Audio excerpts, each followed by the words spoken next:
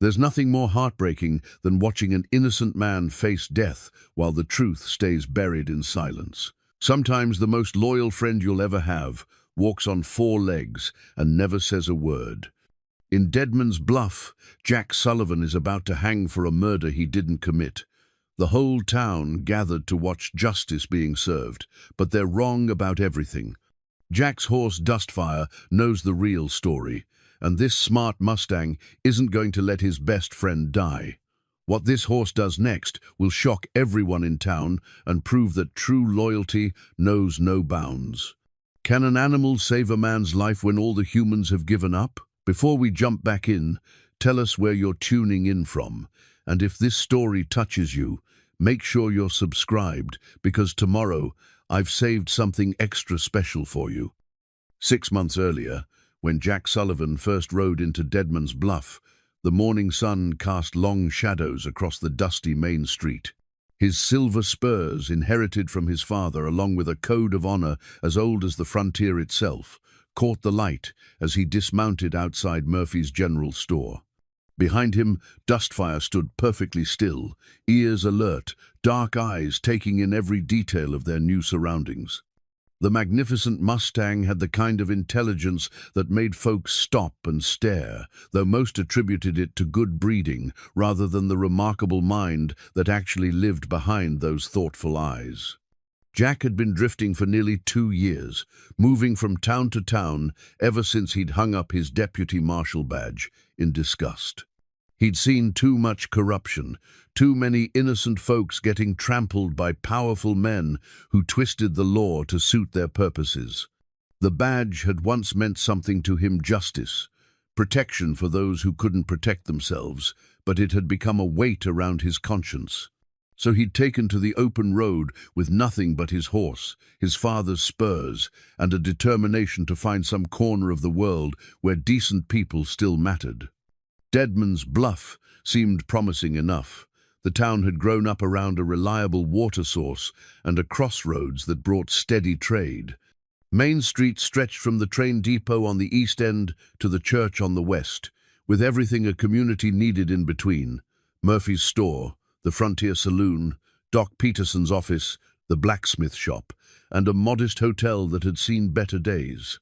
The sheriff's office sat right in the middle, a sturdy building with barred windows and an American flag that snapped smartly in the desert breeze.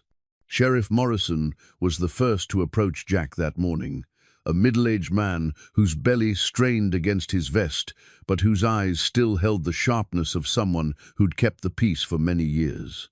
"Stranger in town," Morrison said, tipping his hat. "You planning to stay long?" "Depends on whether there's honest work to be found," Jack replied, extending his hand. "Jack Sullivan. This here's Dustfire." Morrison's grip was firm, his manner cautious but not unfriendly. "Frank Morrison. Sheriff here for 12 years now. What kind of work you looking for?" "Ranch hand, mostly. Good with cattle, better with horses. Dustfire and I. We understand each other in ways most folks wouldn't believe." As if to demonstrate, Dustfire stepped closer and nuzzled Jack's shoulder, a gesture of affection so perfectly timed it made Morrison chuckle. "That's quite a horse you've got there. Smart-looking animal." "Smartest I've ever known," Jack said, running his hand along Dustfire's neck. "Sometimes I think he understands every word we say." Dustfire whinnied softly, almost as if agreeing, and both men laughed. What they didn't know was that the horse had indeed understood every word, and was already forming impressions about the sheriff that would prove important in the months to come. Dustfire had a gift for reading people that went far beyond normal animal instinct. He could sense honesty or deception, kindness or cruelty, with an accuracy that would have amazed anyone who truly understood what they were witnessing. The Frontier Saloon's proprietor, Mary Beth Carson, emerged from her establishment just as the morning crowd began to stir. She was a woman of perhaps 35, with auburn hair pinned up practical-like and green eyes that missed very little of what happened in her town. She'd inherited the saloon from her late husband and ran it with a combination of firm authority and genuine warmth that made it the social center of Deadman's Bluff. New faces, she observed, approaching the group with a coffee pot in one hand and tin cups in the other. "You gentlemen look like you could use some refreshment." The coffee was strong and hot, exactly what Jack needed after a long ride. As they stood in the morning shade, Mary Beth studied him with the practiced eye of someone who'd learned to judge character quickly. What she saw was a man in his early 30s, tall and lean from years in the saddle, with honest blue eyes and the kind of weathered face that spoke of someone who'd seen both the best and worst of human nature. His clothes were worn but clean, his manner respectful but confident. "I'm Mary Beth Carson," she said, offering him a fresh cup. "And you're the first newcomer we've had in months who doesn't look like he's running from something." "Jack Sullivan, ma'am, and I appreciate the coffee. Truth is, I'm not running from anything, I'm looking for something. A place where a man can do honest work and sleep with a clear conscience." Mary Beth glanced at Sheriff Morrison, who nodded almost imperceptibly. In small towns, such silent communications carried weight. "Well, Mr. Sullivan, you might have found it. Tom Bradley's been looking for someone to help with his cattle operation. He's got more land than he can manage alone, especially with Roundup coming." Tom Bradley turned out to be a man after Jack's own heart, honest, hard-working, and devoted to the idea that a man's word was his bond. His spread lay 5 miles south of town, a modest operation with good water and decent grazing. Bradley was in his 50s, his hair more grey than brown, but he still sat a horse like someone half his age.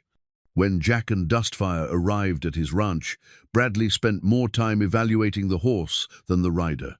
"That's some animal," Bradley said, watching as Dustfire seemed to anticipate Jack's every command during an impromptu demonstration. "Never seen a horse move cattle with such intelligence. It's almost like he knows what each cow is thinking." Over the following weeks, Jack proved himself invaluable to Bradley's operation. Dustfire demonstrated an almost supernatural ability to work cattle, seeming to understand not just Jack's commands, but the broader purpose of each task. When they moved the herd to new grazing areas, Dustfire would position himself exactly where he was needed without being directed. When they worked the branding fires, the horse stayed alert for dangers that even experienced cowboys might miss. But it was Dustfire's behavior around people that truly set him apart. The horse showed obvious approval of honest folks like Tom Bradley, Preacher Williams, and Mary Beth Carson. With Sheriff Morrison, Dustfire remained polite but reserved, as if sensing some weakness in the man's character that others hadn't noticed. And when Silas Crane came around, the wealthy cattle baron who owned the largest spread in the county, Dustfire's ears would flatten against his head, and he'd position himself between Jack and the visitor in a way that seemed almost protective. Silas Crane commanded attention wherever he went. He owned nearly half the land in the county, employed dozens of men, and had the kind of political connections that made even the sheriff defer to his opinions. He was a big man with silver hair and piercing grey eyes, always impeccably dressed and perfectly groomed. But there was something about him that made Dustfire nervous, and Jack had learned to trust his horse's instincts completely. "Fine animal you have there, Sullivan," Crane observed during one of his visits to Bradley's ranch. "I could use a man with your skills on my spread. Pay you twice what Bradley can afford." "I appreciate the offer, Mr. Crane, but I'm happy where I am." Crane's smile didn't reach his eyes. Loyalty's admirable, up to a point, but a smart man knows when to recognize better opportunities. Throughout this conversation, Dustfire remained tense, his muscles coiled as if ready to spring into action. The horse's obvious distrust of Crane was so apparent that even Bradley noticed it. "Dustfire's usually friendly with everyone," Bradley commented after Crane had left. "Strange how he takes such a dislike to Silas." "Animals sense things we miss sometimes," Jack replied, though he couldn't have imagined how prophetic those words would prove to be. As autumn approached, Jack had found his place in the community. He attended church services with Tom Bradley, shared quiet conversations with Mary Beth over evening coffee, and earned the respect of the townspeople through honest work and decent behavior. Dustfire had become something of a local celebrity, known for his intelligence and his ability to find lost cattle or predict weather changes with uncanny accuracy. Judge Whitman, who rode the circuit and held court in Deadman's Bluff once a month, took particular interest in the horse during his visits. "Remarkable animal," he told Jack one evening. "I've seen many horses in my time, but none with such obvious intelligence. It's almost as if he understands human speech." If Judge Whitman had only known how accurate his observation was, the events that followed might have unfolded very differently. But for now, Jack Sullivan had found what he'd been searching for, a place where good people did honest work and looked out for one another. He and Dustfire were home at last, and the future looked bright as the endless prairie sky. Neither man nor horse could have anticipated the darkness that was about to fall over their peaceful new life, or the terrible test that would prove whether the bond between them was strong enough to overcome the worst kind of injustice. The morning of October 15th dawned crisp and clear, with the kind of blue sky that made a man grateful to be alive. Jack had risen early to help Tom Bradley check on some cattle in the north pasture, and they'd made plans to meet at sunrise near Willow Creek. Dustfire seemed unusually restless as they rode out, his ears constantly swiveling and his gait more alert than usual. Jack attributed it to the changing weather. Horses often got skittish before the first real cold snap of the season. They found Tom Bradley face down in the creek bed, his blood turning the clear water red. The sight hit Jack like a physical blow. Bradley had been more than an employer. He'd been a friend, a mentor, and one of the few genuinely good men Jack had known.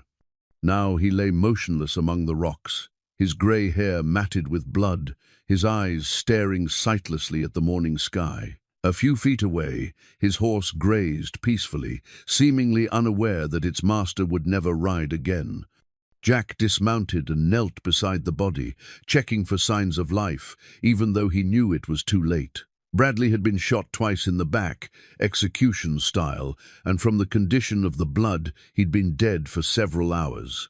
Near his body lay a bloodied bandana, one that Jack recognized with growing horror as identical to his own.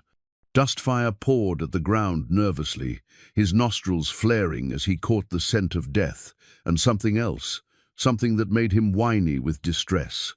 The horse began moving in circles around the creek bed, his behavior increasingly agitated, as if he were trying to communicate something urgent to Jack. But Jack barely noticed his horse's strange behavior. The shock of finding Bradley's body, combined with the sight of that bloodied bandana, had left him feeling sick and disoriented. He staggered back toward Dustfire, one hand pressed to his forehead as a sudden dizzy spell overcame him. The world seemed to spin, colors bleeding together like watercolors in rain. That's when he noticed the metallic taste in his mouth and the strange drowsiness that was creeping over him despite the morning hour. His vision began to blur, and he realized with growing alarm that something was very wrong.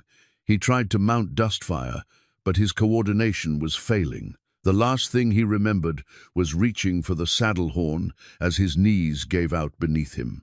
Dustfire caught his master's fall as best he could, cushioning Jack's collapse with his powerful body. The horse's distress intensified as Jack lost consciousness, whinnying loudly and pawing at the ground in frustration. Dustfire had seen what happened here during the night, had witnessed the real killer plant, the evidence, and slipped something into Jack's drinking water back at camp. But horses couldn't speak, couldn't point accusing hooves at murderers, couldn't explain the truth to humans who saw only what they expected to see. Sheriff Morrison arrived an hour later, responding to reports of gunshots heard during the night. He found Jack unconscious beside Bradley's body, his clothes stained with the dead man's blood, and that damning bandana lying just a few feet away. To Morrison's eyes, the scene told a clear story. Jack Sullivan had murdered Tom Bradley, probably for money or over some dispute, and had been too drunk or too stupid to get away clean. "Well, well," Morrison muttered, dismounting and drawing his gun. "Looks like we've got ourselves a murderer." Dustfire positioned himself between Jack and the sheriff, his ears flat against his head and his eyes showing white around the edges. The horse's message was clear. He was prepared to defend his unconscious master against anyone who tried to harm him. But Morrison had dealt with protective horses before, and he knew how to work around them without getting kicked. "Easy, boy," the sheriff said, circling wide. "Your master's in a heap of trouble, and there ain't nothing you can do about it." When Jack finally regained consciousness, he found himself in the Dead Man's Bluff jail, with no clear memory of how he'd gotten there. His head pounded like a blacksmith's anvil, his mouth felt full of cotton, and the sunlight streaming through the barred window seemed impossibly bright. Sheriff Morrison sat at his desk, filling out paperwork with the methodical care of a man who'd done this many times before. "Morning, Mr. Sullivan," Morrison said without looking up. "Sleep well?" "What happened? Where am I?" Jack struggled to sit up on the narrow cot, his head spinning with the effort. "You're in jail, son, charged with the murder of Tom Bradley." The words hit Jack like a physical blow. Memory came flooding back, finding Bradley's body, the bloodied bandana, the strange dizziness that had overwhelmed him. "I didn't kill Tom. He was my friend. I found him." "Save it for the judge," Morrison interrupted. "Found you passed out right next to the body, covered in his blood. Evidence, don't lie. That's impossible. I went to meet Tom, yes, but someone else killed him. Someone who wanted it to look like I did it." Morrison finally looked up, his expression skeptical. "And I suppose you just happened to pass out next to the body by coincidence?" Jack pressed his hands to his temples, trying to think through the fog in his brain. "I felt sick, dizzy, like I'd been drugged or something, or like you'd been drinking, found an empty whiskey bottle at your campsite." "I don't drink whiskey. Ask anyone in town, they'll tell you I never touch the stuff." But even as Jack protested his innocence, he could see that Morrison had already made up his mind.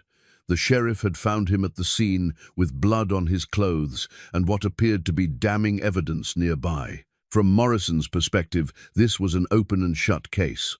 Outside the jail, Dustfire's anguished whinnying could be heard throughout the town. The horse had followed the sheriff's wagon and now stood in the street, pawing at the dirt and calling for his master. Several townspeople had gathered, drawn by the commotion and the news that Tom Bradley was dead. "That horse ain't left that spot for 3 hours, Morrison observed. "Been making a racket the whole time." "He's trying to tell you I'm innocent," Jack said desperately. "Dustfire knows what really happened. If you'd just listen. Listen to a horse." Morrison laughed harshly. "Son, you're either crazy or you think I am."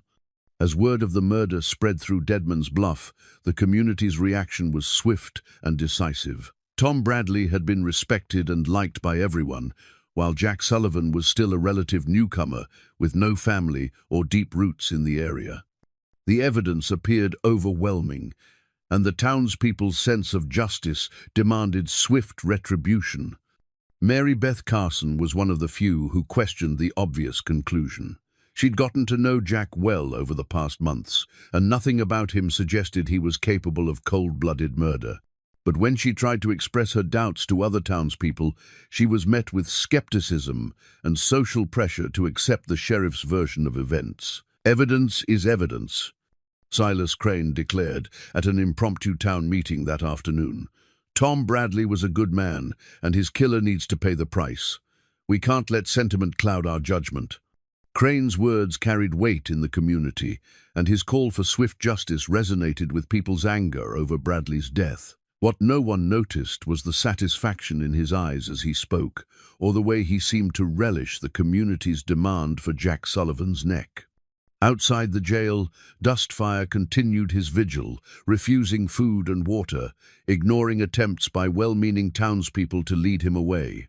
The horse's behavior was unprecedented. Most animals would have wandered off or been easily distracted, but Dustfire remained focused on the jail, with an intensity that made even skeptical observers uncomfortable.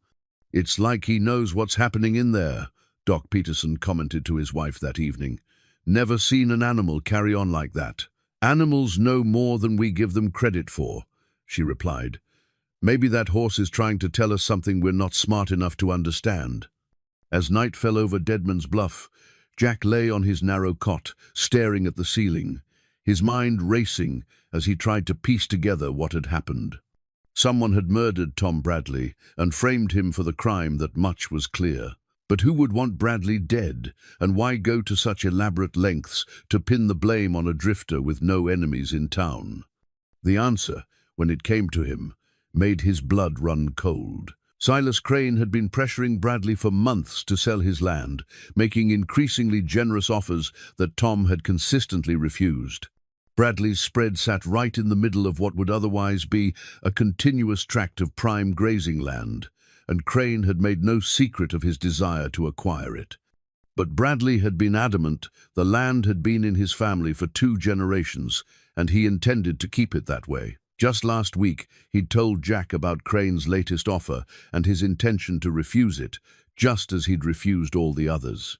"Some things ain't for sale," Bradley had said, "and this land is one of them." Now Bradley was dead, and Jack, the man who could testify about Crane's persistent efforts to acquire the property, was sitting in jail charged with murder. It was perfect, really. Crane would get the land from Bradley's estate, probably at a bargain price, and the only witness to his harassment campaign would hang for a crime he didn't commit. Outside in the street, Dustfire's lonely whinnying echoed through the night, a sound of grief and frustration that seemed to carry the weight of all the injustice in the world. The horse knew the truth, had seen it happen, but lived in a world where his testimony would never be heard or believed. Justice in Deadman's Bluff was about to become a travesty, and the only one who could prevent it was a magnificent Mustang that the human world considered nothing more than a dumb animal. The jail cell measured 8 feet by 6 feet, with stone walls that seemed to press closer together as the hours passed. Jack had been confined for 3 days now, and the isolation was beginning to wear on him as much as the knowledge that his life hung by a thread. He'd requested paper and ink to write letters, but Sheriff Morrison had denied the request, claiming it wasn't necessary for someone who'd be dead within the week. Outside his barred window, Dustfire maintained his vigil with the dedication of a sentry. The horse had created a small depression in the dirt from his constant pacing, and his refusal to eat or drink had become a source of concern, even among those who believed Jack was guilty. Several townspeople had tried to lead the animal away, but Dustfire would follow them only until the jail was out of sight, then break free and return to his post. "That horse is going to die if he keeps this up," Doc Peterson told Sheriff Morrison on the 3rd morning. "I've never seen an animal refuse food for so long." "Not my problem," Morrison replied, though his tone suggested he was beginning to feel uncomfortable about the situation. "Horse wants to starve himself. That's between him and his maker." The only visitor Jack was permitted was Preacher Williams, a soft-spoken man in his 60s who carried a worn Bible and genuine compassion for all of God's creatures. Williams had ministered to the condemned before, and he understood that sometimes the greatest service he could provide was simply to listen without judgment. "I appreciate you coming, Preacher," Jack said as Williams settled onto the wooden stool that served as the cell's only furniture other than the cot. "Means more than you know. Every soul deserves comfort in dark times," Williams replied, opening his Bible to a passage he'd marked with a faded ribbon. "Tell me about your horse, Jack. That animal's devotion is remarkable. Dustfire's special. Always has been. My father used to say some horses are born with old souls. They understand things that most animals never do. I've had Dustfire for 8 years now, and he's never let me down. Never." Williams nodded thoughtfully. "I've been watching him from my window. The way he positions himself, the way he responds to different people, there's an intelligence there that goes beyond normal animal behavior. You believe me, don't you, Preacher, about Tom's murder?" Williams was quiet for a long moment, his weathered hands smoothing the pages of his Bible. "I believe you're telling me the truth as you know it, Jack. And I believe that horse knows something the rest of us don't." That afternoon, Williams made his way to Mary Beth's saloon, where a small group of townspeople had gathered to discuss the upcoming trial. The conversation stopped when he entered his presence, always commanded respect, even among those who didn't attend his services regularly. "Preacher!" Mary Beth greeted him, setting down a glass she'd been cleaning. "Coffee?" "That would be welcome, thank you." Williams accepted the cup and took a seat at the bar. "I've been spending time with Jack Sullivan." "And?" Silas Crane looked up from his whiskey, his grey eyes sharp with interest. "And I find myself troubled by certain aspects of this case." The room grew quiet. Preacher Williams was known for choosing his words carefully, and when he expressed doubt about something, people paid attention. Such as, Sheriff Morrison had entered just in time to hear the comment. "That horse. For one thing, I've been observing animals for 67 years, Sheriff, and I've never seen behavior like this. It's as if Dustfire is trying to communicate something specific." "Communicate what?" Crane's tone had an edge to it. "I wish I knew. But yesterday I followed him when he left his post by the jail. He led me to 3 different locations around town, stopping at each one and pawing at the ground.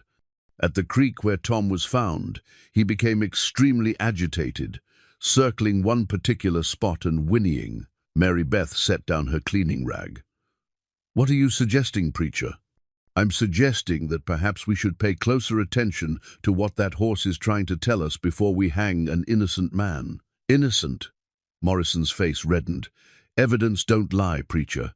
Found him at the scene, blood on his clothes, murder weapon nearby." "Murder weapon?" This was the first Jack had heard of any weapon being recovered. "Tom's own pistol," Morrison explained. "Found it in the creek, not 20 feet from where you were passed out." Williams frowned. "That seems odd, doesn't it?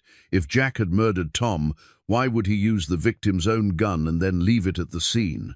"Panic," Crane said smoothly. "Killers don't always think clearly after they've done the deed."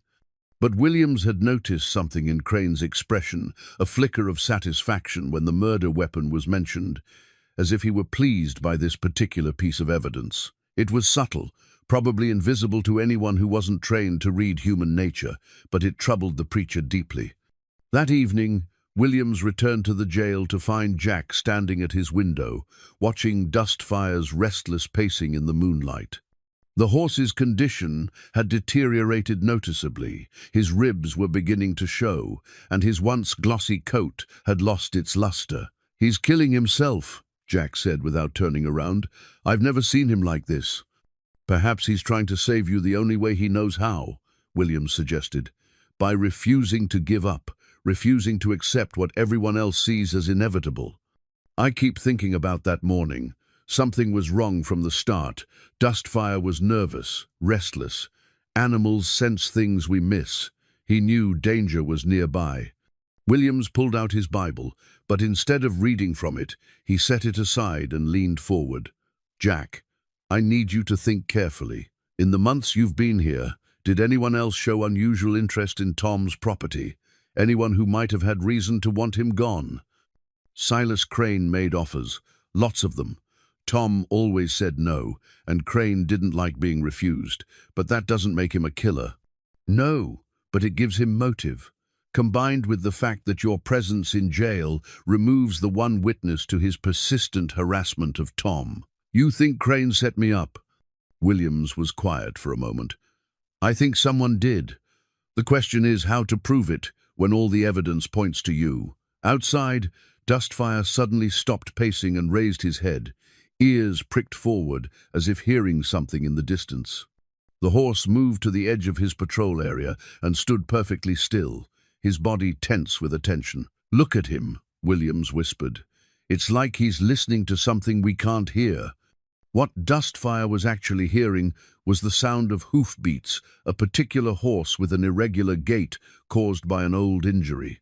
The same horse he'd heard the night Tom Bradley died, the same horse whose rider had planted the evidence and poisoned Jack's water. Dustfire's exceptional memory for sounds and scents allowed him to identify individual horses from great distances, an ability that would prove crucial in the days to come. The horse's rider was Crane's foreman, Buck Torres, returning from a late-night errand at his boss's request. Torres was the kind of man who asked no questions and forgot what he'd seen for the right price. He'd been the one to carry out Crane's plan, and now he was reporting back on how the frame job was holding up under scrutiny. But Dustfire recognized both horse and rider, and his agitation increased as the familiar sounds grew closer.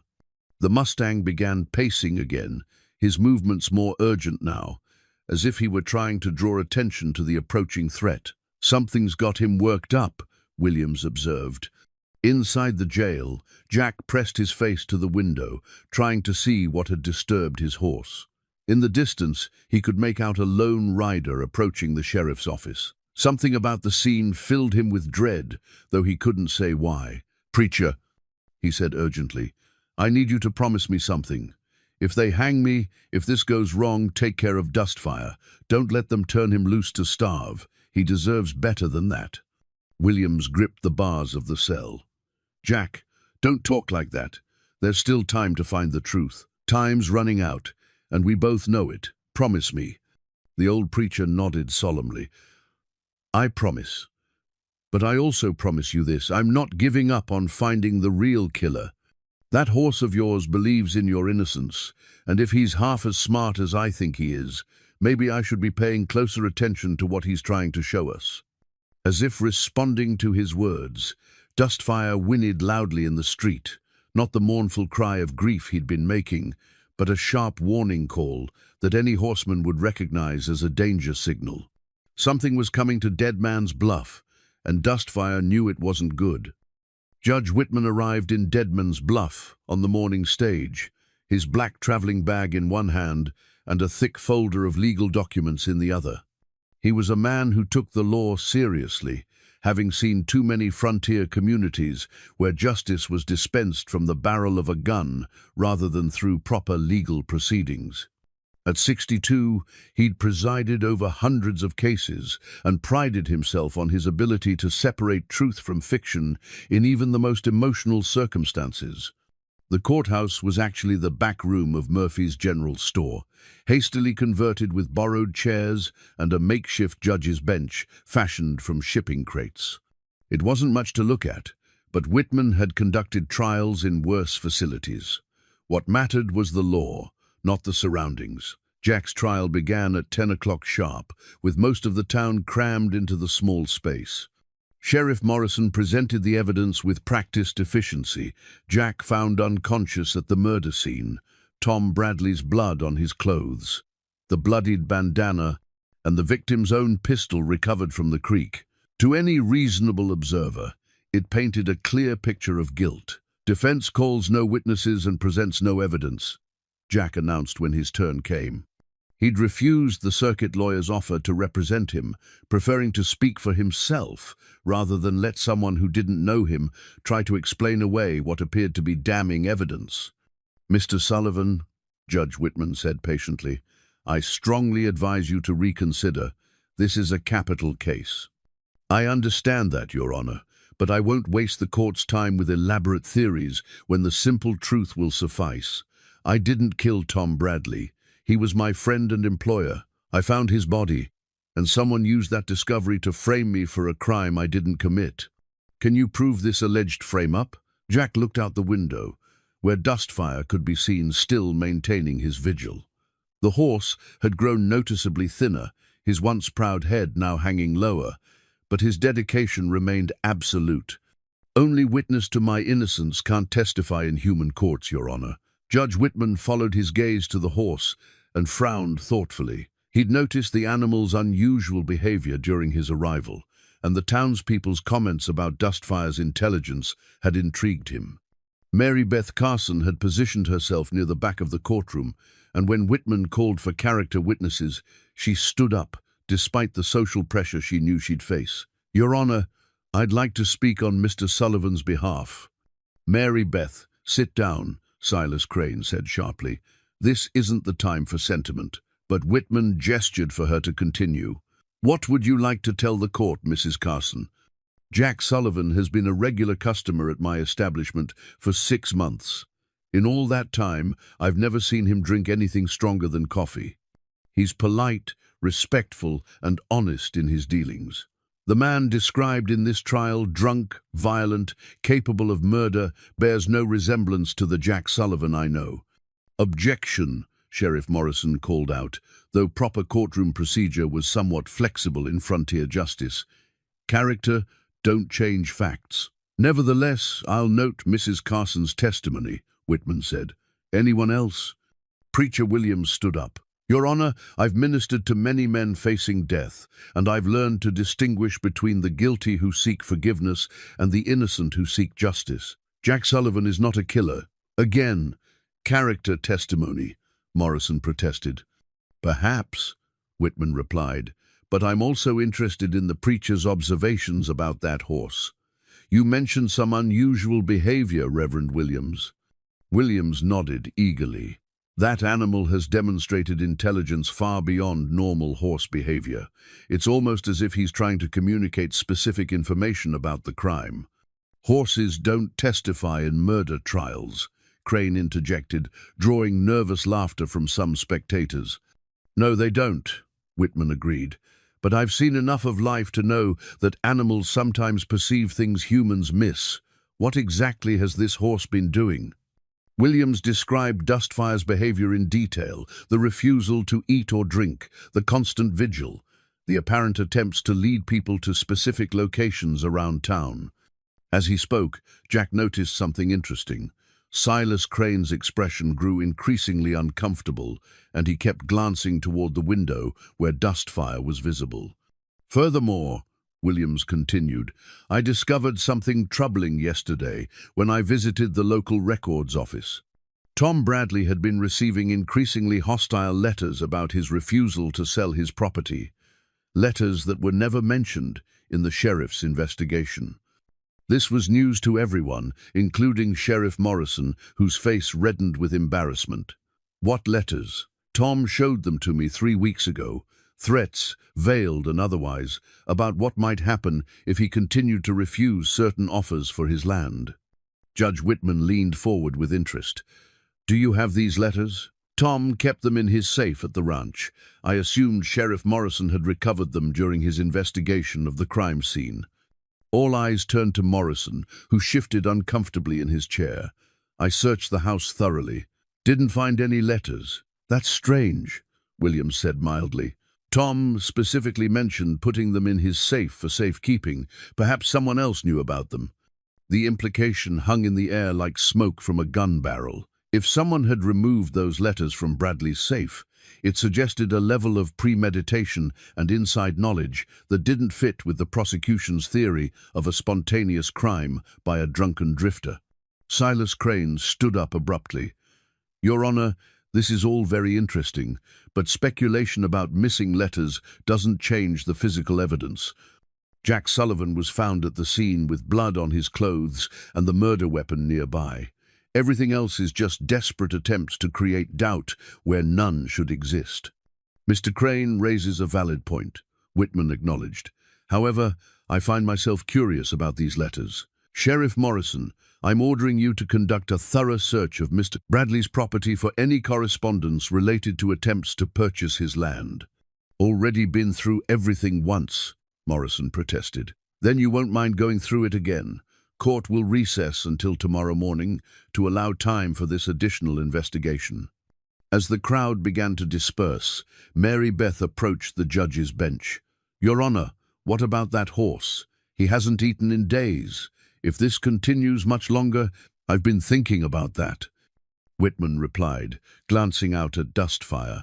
Reverend Williams, you seem to have developed something of a rapport with the animal. Could you attempt to provide it with food and water? I've tried, Your Honor. He won't accept anything from anyone. Jack, who was being led back to his cell by Morrison, called out, Dustfire will only eat if he thinks I'm safe. He's protecting me the only way he knows how. That evening, as shadows lengthened across the dusty street, Preacher Williams made another attempt to approach Dustfire with food and water. The horse acknowledged his presence with a soft whicker, but refused the offerings, just as he had refused everyone else's attempts to help. What Williams didn't know was that Dustfire had been surviving by making brief nighttime journeys to a small creek outside town, drinking just enough to stay alive before returning to his post. The horse's internal compass was remarkably precise. He could navigate in complete darkness and return to within a few feet of where he'd been standing. But more importantly, during these nocturnal excursions, Dustfire had been conducting his own investigation. His exceptional memory for scents and sounds had led him to several locations where he'd detected traces of the real killer. The problem was that humans couldn't interpret the evidence he'd discovered. Late that night, as most of the town slept, Dustfire made another of his reconnaissance trips. This time, his route took him past Silas Crane's ranch, where he detected familiar scents that confirmed his suspicions about the real murderer. Hidden in a barn was the irregular gaited horse whose rider had killed Tom Bradley. Nearby was equipment that still carried the scent of Bradley's blood. But when Dustfire tried to lead Preacher Williams to these locations the next morning, the man interpreted it as random wandering by a grief-stricken animal. The horse's frustration was palpable. He knew exactly where the evidence was hidden, knew who the real killer was, but lived in a world where his testimony was meaningless. At the same time, Sheriff Morrison was conducting his court-ordered search of Bradley's ranch, though his heart wasn't really in it. He'd been sheriff for 12 years and had never encountered a case with so much physical evidence pointing to one suspect. The missing letters that Preacher Williams had mentioned were probably nothing more than routine business correspondence that had been misfiled or thrown away.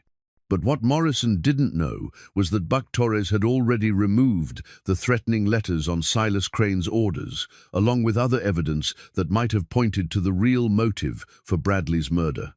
The safe had been expertly opened, using information only someone with inside knowledge could have possessed.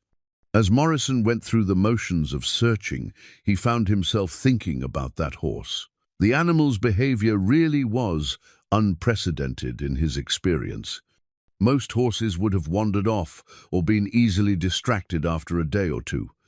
But Dustfire's devotion to his imprisoned master seemed to transcend normal animal instinct. "Maybe that preacher's right," Morrison muttered to himself as he rifled through Bradley's papers. "Maybe that horse does know something we don't." It was then that he found the hidden compartment in Bradley's desk, a small space behind a false back that contained Tom's personal journal and a collection of newspaper clippings about cattle rustling in the region. The journal entries from the weeks before Bradley's death painted a disturbing picture of escalating pressure and veiled threats. More significantly, the final entry was dated the day before Bradley's murder. SC came by again today with another offer, this one twice what the land's worth. When I refused, he said some things that sounded mighty close to threats. Told Jack about it afterward, figure, if something happens to me, at least someone will know who had motive. That horse of his was acting strange the whole time Crane was here, like he could sense something dangerous about the man. Morrison read the entry 3 times, his mind racing. If this journal was authentic and Bradley's handwriting was familiar enough to verify, then it cast the entire case in a different light. Jack Sullivan hadn't been a random killer, but a potential witness who'd been systematically eliminated from the equation. The sheriff looked around the empty ranch house, suddenly aware that his investigation might have been compromised from the beginning. If Silas Crane was involved in Bradley's murder, then the missing letters and other evidence hadn't been overlooked. They'd been deliberately removed by someone with the resources and connections to stay one step ahead of a small-town sheriff. Outside, storm clouds were gathering on the horizon, and Morrison could hear the distant rumble of thunder. Weather was coming, and with it, perhaps, a reckoning for the truth that had been buried beneath layers of carefully planted evidence. He tucked Bradley's journal into his vest pocket and headed back to town, his mind already working on how to present this new evidence to Judge Whitman without admitting that his original investigation had been fatally flawed. Meanwhile, Dustfire sensed the approaching storm and knew that time was running out. Tomorrow would bring Jack's sentencing, and unless something dramatic happened, his master would face the gallows within days. The horse raised his head toward the darkening sky and whinnied not the mournful cry he'd been making, but a sound of determination and resolve. Somehow, he would find a way to save the human who had given him purpose and love, even if it meant breaking every rule that governed the relationship between horses and men. Judge Whitman reconvened court the next morning, with Tom Bradley's journal spread open on his makeshift bench. The discovery had changed everything, though proving its implications would require careful consideration of all the evidence. Sheriff Morrison sat uncomfortably in the front row, acutely aware that his investigation was about to be scrutinized by a man who'd built his reputation on thoroughness and attention to detail.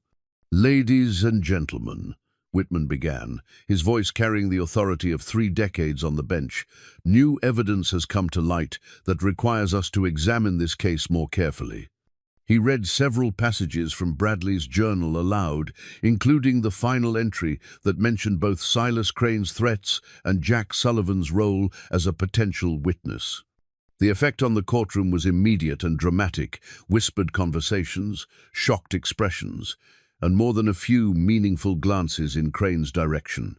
Crane himself sat perfectly still, his face composed, but his knuckles white, where he gripped the back of the chair in front of him. When Whitman finished reading, Crane stood slowly and asked permission to address the court. "Your Honor, Tom Bradley was clearly under tremendous stress in his final weeks. These journal entries reflect the paranoid fantasies of a man who saw threats where none existed. Yes, I made offers for his property, generous offers that any reasonable businessman would have considered, but I never threatened him, never did anything that could be construed as coercion." "Nevertheless," Whitman replied, "these entries suggest that Mr. Sullivan's presence in town may have made him a target for whoever killed Mr. Bradley. Sheriff Morrison, did you find any other evidence during your second search?" Morrison cleared his throat nervously. "Found this hidden in Bradley's desk." He produced a small ledger book wrapped in oilcloth. "Appears to be some kind of accounting record, but the entries don't make much sense to me." Whitman examined the ledger carefully, his practiced eye taking in the neat columns of numbers and abbreviated notations. After several minutes, he looked up with a grim expression. "This appears to be a record of cattle sales and purchases, but the numbers don't match any legitimate operation I'm familiar with. Mr. Crane, are you familiar with this ledger?" "I've never seen it before in my life," Crane replied quickly. Too quickly, in Whitman's opinion. "Some of these entries reference your ranch, sir. Large numbers of cattle moving in and out at prices that seem unusually low." The courtroom grew quiet as the implications became clear. If Tom Bradley had been keeping records of suspicious cattle transactions involving Crane's operation, it provided another powerful motive for murder, one that went far beyond a simple land dispute. Outside the courthouse, Dustfire's condition had worsened visibly. The horse stood with his head hanging low, his ribs showing prominently through his dull coat. But his resolve remained unbroken, and when anyone approached the courthouse, his ears would prick forward with interest, as if he were hoping for news about his master's fate. Mary Beth Carson had taken to bringing him fresh water twice daily, even though he rarely drank more than a few sips. This morning, however, something was different. As she approached with the water bucket, Dustfire raised his head and looked directly at her with an intensity that made her stop in her tracks. "What is it, boy?" she whispered. "What are you trying to tell us?" In response, Dustfire took several steps away from his usual post, then stopped and looked back at her expectantly. When she didn't follow, he repeated the action, his message clear. He wanted her to come with him. Mary Beth glanced toward the courthouse, where she could hear Judge Whitman's voice continuing the proceedings. Then she looked back at the horse, whose intelligent eyes seemed to plead with her for understanding. "All right," she said softly. "Show me what you want me to see." Dustfire led her away from the main street, moving with more energy than he'd shown in days. His route took them past the blacksmith shop, around behind the church, and down toward the creek where Tom Bradley's body had been discovered. But instead of stopping at the murder scene, he continued upstream to a small grove of cottonwood trees that most townspeople avoided because of the boggy ground. There, half hidden beneath a fallen log, Dustfire began pawing at what appeared to be nothing more than disturbed earth. But as Mary Beth looked closer, she could see that someone had definitely been digging here recently. The soil was loose, dark, and clearly different from the surrounding ground. "What's buried here, Dustfire?" The horse whinnied softly and continued pawing, his actions becoming more urgent. Mary Beth knelt and began scraping away the loose dirt with her hands, not sure what she expected to find, but trusting the horse's instincts completely. What she uncovered made her heart race with excitement and fear. Wrapped in a piece of canvas were several items that clearly didn't belong in a random burial site. A bloody shirt, a distinctive pair of spurs that she recognized as belonging to Silas Crane's foreman, and most damning of all, a stack of letters tied with string. The letters were addressed to Tom Bradley, and their contents were far more threatening than anything Crane had admitted to in court.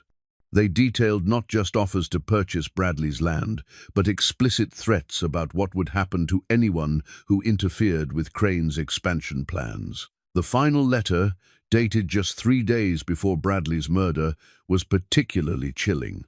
"Your continued refusal to see reason is becoming a problem that will require a permanent solution. I suggest you reconsider your position before someone gets hurt. And that includes your new friend Sullivan, who's been asking too many questions about cattle that don't concern him." Mary Beth sat back on her heels, the letters trembling in her hands. Here was proof of Crane's motive, evidence that Jack had been framed specifically because he posed a threat to whatever illegal operation Crane was running. But more than that, here was vindication of Dustfire's incredible intelligence and loyalty. "You knew," she whispered to the horse. "You've known all along where the evidence was hidden." Dustfire nickered softly and nuzzled her shoulder, the first sign of contentment he'd shown since Jack's arrest. For the first time in days, he allowed himself to drink deeply from the creek while Mary Beth gathered up the buried evidence. Back at the courthouse, Judge Whitman was growing increasingly troubled by the inconsistencies in the case against Jack Sullivan. The combination of Bradley's journal entries, the mysterious ledger, and the absence of any clear motive for the accused created reasonable doubt in his mind. But without additional evidence, he would have little choice but to proceed with sentencing based on the physical evidence that placed Jack at the crime scene. That's when Mary Beth burst through the courthouse doors, her dress muddy and her face flushed with excitement and exertion. "Your Honor," she called out, ignoring the breach of courtroom etiquette, "I have evidence that changes everything." The courtroom erupted in confused voices and shuffling feet as Mary Beth approached the bench with her bundle of evidence. Silas Crane rose from his seat, his face pale and his composure finally cracking. "This is highly irregular," he protested. "Court is in session." "Court will hear whatever evidence Mrs. Carson has discovered," Whitman ruled firmly. "Proceed, madam." Mary Beth spread the contents of her bundle on the judge's bench, explaining how Dustfire had led her to the burial site and what she'd found there. As she read the threatening letters aloud, the courtroom grew deadly quiet. The final letter, with its explicit threat against Jack Sullivan, caused an audible gasp from the spectators. Here was proof that Jack hadn't been a random target, but had been deliberately framed to silence him. "Mr. Crane," Whitman said, his voice carrying the weight of absolute authority, "these letters bear your signature. How do you explain their contents?" Crane stood slowly, his mind racing as he tried to formulate a response that might save him from the trap that was closing around him. But before he could speak, Sheriff Morrison stood up and cleared his throat. "Your Honor, I believe I need to arrest Mr. Crane on suspicion of murder." The words hung in the air like a death sentence. Silas Crane, the most powerful man in the county, was about to be charged with the same crime that had put Jack Sullivan in jail. And the evidence that would convict him had been discovered by a horse that the human world had dismissed as nothing more than a grieving animal. Outside the courthouse, storm clouds continued to gather, and the first drops of rain began to fall on the dusty street. But for the first time in days, there was hope in the air, carried on the wind like a promise that justice might finally be served. Dustfire raised his head toward the courthouse and whinnied not the mournful cry of the past week, but a sound of triumph and vindication. His master would be freed, the real killer would face justice, and the bond between horse and man would be proven stronger than all the lies and deception that had tried to tear them apart.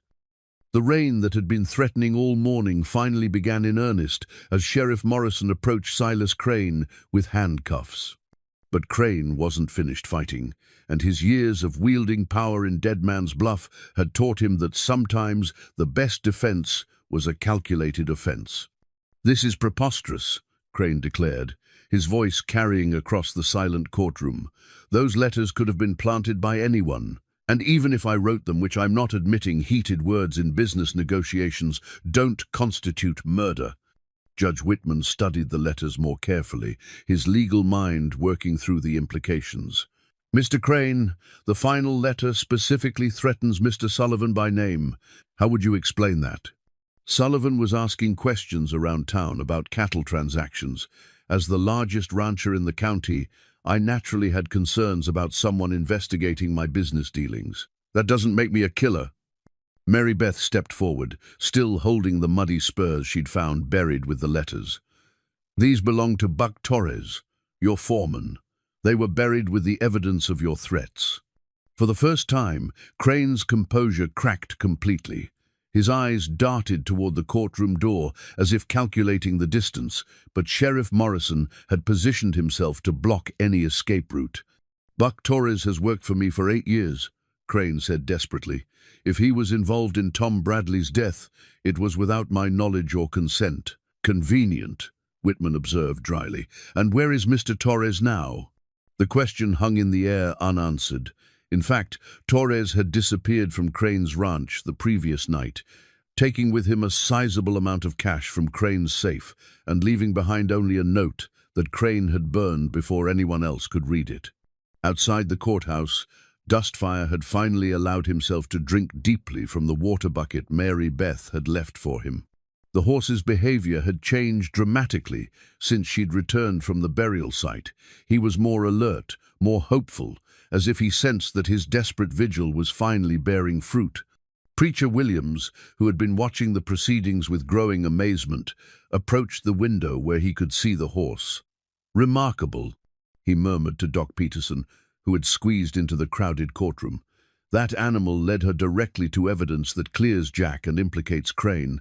How is such intelligence possible?"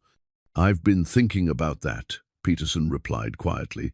"Horses have memories that far exceed our understanding. They can distinguish between hundreds of different scents, recognize individual voices from great distances, remember routes they've traveled only once. If Dustfire witnessed Bradley's murder, he could identify the killer by scent, by the sound of his horse's gait, by dozens of sensory details we'd never notice." The two men looked out at Dustfire with new respect. What they'd witnessed wasn't just animal loyalty, it was intelligence and deductive reasoning that rivaled human capabilities. Inside the courtroom, Judge Whitman was studying the muddy horseshoe that Mary Beth had also recovered from the burial site. Unlike the other evidence, this seemed less immediately significant until he noticed something unusual about its shape. "Sheriff Morrison, does Mr. Torres's horse have any distinctive characteristics?" Morrison thought for a moment. "Old injury to the left foreleg, gives him an irregular gait, and I believe the blacksmith had to specially modify his shoes to compensate." Whitman held up the muddy horseshoe, pointing to its unusual shape. "Like this modification?" The sheriff examined the shoe carefully and nodded. "That's Buck's work, all right. Only horse in the county that needs that particular type of corrective shoeing." The net was closing around Crane, and he knew it. But he had one last card to play, one that might at least create enough confusion to allow him to escape. "Your Honor," he said, standing with as much dignity as he could muster, "I request permission to retrieve some documents from my ranch that might clarify my business relationship with Tom Bradley. Documents that could explain these alleged threatening letters in their proper context." Whitman considered the request. "Sheriff Morrison will accompany you to retrieve these documents. Court will recess for 1 hour." It was exactly what Crane had been hoping for. Once outside the courthouse and away from the crowd, he would have opportunities that didn't exist in the confined space of the courtroom. Morrison was a decent lawman, but not particularly quick-thinking, and Crane had resources scattered around the county that could help him disappear permanently. But as they prepared to leave, Dustfire's behavior changed again. The horse, who had been relatively calm since Mary Beth's discovery, suddenly became agitated. His ears flattened against his head, and he began pacing in tight circles, whinnying with what sounded like warning calls. "What's got into that horse now?" Morrison wondered aloud. Preacher Williams, who had been observing Dustfire's reactions throughout the crisis, stepped out of the courthouse. "Sheriff, I believe that horse is trying to warn us about something. Every time he's acted like this, it's preceded some significant development in the case." "You think a horse can predict the future now?" "I think that horse has been right about everything so far, and maybe we should pay attention to what he's trying to tell us." Dustfire's agitation intensified as Crane approached his waiting horse. The Mustang positioned himself between Crane and the mounting block, his body language unmistakably threatening. When Crane tried to move around him, Dustfire shifted position, maintaining the barrier. "Get that animal away from me," Crane snapped, his carefully maintained composure finally cracking completely. But instead of complying, Morrison found himself studying Dustfire's behavior with new interest. The horse wasn't just being difficult, he was deliberately preventing Crane from leaving, as if he understood that allowing the man to reach his ranch would be a mistake. "You know what?" Morrison said slowly. "Maybe we should have someone else retrieve those documents. Deputy Wilson can ride out to your place while you remain here in custody." Crane's face went white. "That's completely unnecessary. I gave my word." "And that horse seems to think your word isn't worth much," Morrison replied. "Dustfire's been right about everything else.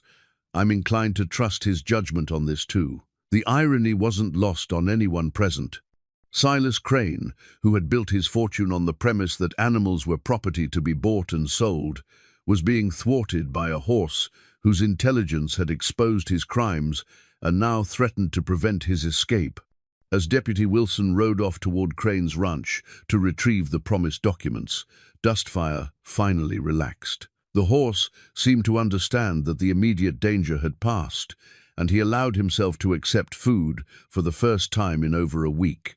Inside the jail, Jack Sullivan pressed his face to the barred window, watching the drama unfold in the street below. He couldn't hear the conversations, but he could see Dustfire's animated behavior and the way the townspeople were treating his horse with new respect. "What's happening out there, boy?" he whispered, though he was beginning to suspect that his long nightmare might finally be coming to an end. When Deputy Wilson returned from Crane's ranch 2 hours later, his expression was grim. Instead of the exonerating documents Crane had promised, he'd found evidence of a hasty departure, an empty safe, missing clothes and weapons, and clear signs that someone had been preparing to flee the county permanently. More significantly, he'd found Buck Torres's body in the barn, shot once in the back of the head, apparently silenced permanently to prevent him from implicating his boss in Tom Bradley's murder. Judge Whitman listened to Wilson's report with growing anger. "Mr. Crane, it appears you've been planning to flee rather than face justice. And now we have a second murder to add to the charges against you." Crane's final gambit had failed completely. The documents he'd promised didn't exist. His foreman was dead, and the horse he'd dismissed as a dumb animal had prevented him from escaping to fight another day. As the afternoon shadows lengthened, the pieces of the conspiracy fell into place. Crane had been rustling cattle throughout the region, using his legitimate ranch as cover for the illegal operation. Tom Bradley had discovered the scheme and threatened to expose it, signing his own death warrant. Jack Sullivan, whose background as a former lawman made him dangerous, had been framed for the murder to eliminate him as a witness. It was a plan that should have worked perfectly, except for one factor that Crane had never considered: the extraordinary intelligence and loyalty of a Mustang named Dustfire, who had witnessed the truth and refused to let it be buried beneath layers of lies and false evidence. As the sun set over Dead Man's Bluff, the rain finally stopped, and the first stars appeared in the clearing sky. Justice was about to be served, not through the cold calculations of human law, but through the warm loyalty of an animal who had never stopped believing in his master's innocence. The truth that emerged over the next several hours painted a picture far more complex and sinister than anyone in Dead Man's Bluff had imagined. As Judge Whitman continued his investigation into Silas Crane's activities, the scope of the conspiracy began to reveal itself like layers of sediment exposed by a flash flood. Deputy Wilson had found more than just Buck Torres's body at Crane's ranch. Hidden in a secret compartment beneath the barn floor was a collection of documents that detailed a cattle rustling operation spanning 3 states. Crane hadn't just been stealing cattle, he'd been running an organized criminal enterprise that involved corrupt officials, false bills of sale, and a network of accomplices that reached from Texas to Montana. Tom Bradley's ledger, which had seemed confusing when first discovered, suddenly made perfect sense. Bradley hadn't been recording his own transactions, he'd been documenting Crane's illegal activities, building a case that would have sent the cattle baron to prison for decades. Tom was smarter than any of us realized, Judge Whitman observed as he studied the evidence. He wasn't just refusing to sell his land, he was conducting his own investigation into Crane's operation. Jack's father's compass, which he'd carried since his days as a deputy marshal, had been among his personal effects confiscated when he was arrested. Now, as Sheriff Morrison returned his belongings, Jack held the compass with new appreciation for its symbolic significance. It had always pointed toward true north, just as his moral compass had always pointed toward justice, even when the world seemed determined to prove him wrong. But the most shocking revelation was yet to come. Among Crane's papers, Whitman discovered correspondence with officials in 3 different counties, revealing that the corruption extended far beyond Dead Man's Bluff. Several sheriffs, a federal judge, and even a territorial governor were receiving regular payments to look the other way, while Crane's organization operated with impunity. "My God," Whitman breathed as he read through the letters. "This isn't just cattle rustling, it's a conspiracy that reaches to the highest levels of territorial government." The implications were staggering. If Crane's network was as extensive as the documents suggested, then Jack Sullivan had been more than just an inconvenient witness. He'd been a mortal threat to an operation worth hundreds of thousands of dollars.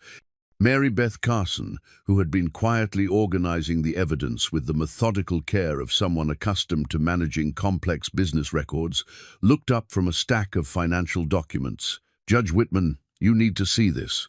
She handed him a leather-bound notebook filled with names, dates, and monetary amounts. It was Crane's personal record of bribes paid to officials throughout the territory, including some that made Whitman's blood run cold. "Judge Harrison in Territorial District 3, he read aloud, his voice tight with controlled anger. Judge Harrison sentenced 12 men to hang for cattle rustling in the past 2 years. Men who may have been innocent scapegoats protecting Crane's operation.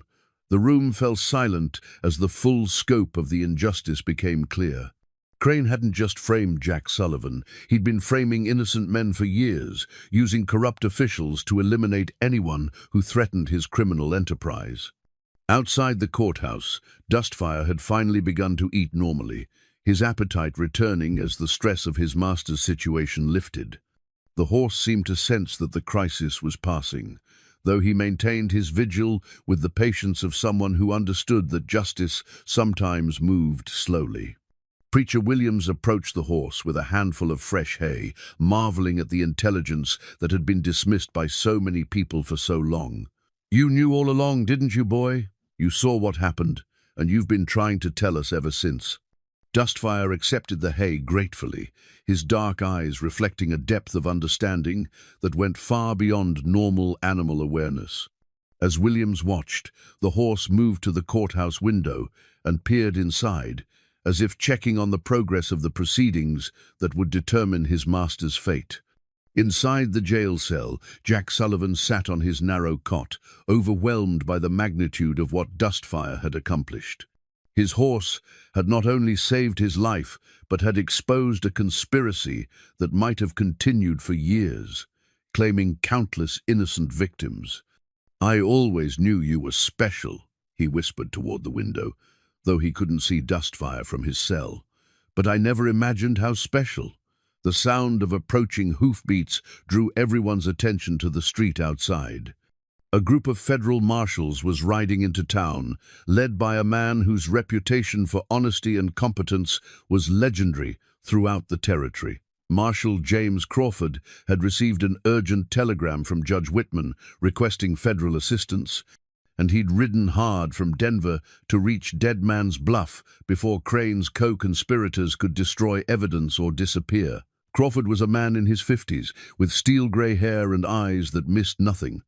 He'd spent 20 years tracking down criminals who thought they were too smart or too well-connected to face justice, and his arrival in Dead Man's Bluff signaled that the investigation was entering a new phase. "Judge Whitman," Crawford said as he dismounted and tied his horse to the courthouse hitching post, "your telegram mentioned a conspiracy involving territorial officials. How extensive is this thing?" Whitman handed him Crane's bribery records. "See for yourself, Marshal. We're looking at corruption that reaches into the highest levels of government." Crawford studied the documents with the practiced eye of someone who had seen every form of criminal deception imaginable. After several minutes, he looked up with an expression of grim determination. "Gentlemen, we're going to need to move quickly. If word of this investigation reaches the wrong people, evidence will disappear and witnesses will die. I'm placing Silas Crane in federal custody, and I'm issuing warrants for everyone named in these records."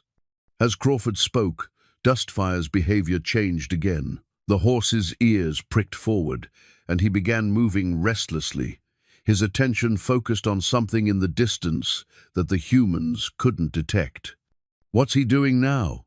Crawford asked, noticing the horse's agitation. "He's been our early warning system throughout this entire investigation," Mary Beth explained. "Every time he acts like this, something significant is about to happen." Crawford looked skeptical until he heard the distant sound of rapid hoofbeats approaching from the north. A lone rider was coming fast, pushing his horse hard across the open prairie toward town. "Expecting anyone?" Crawford asked Whitman. "No one who'd be riding like that."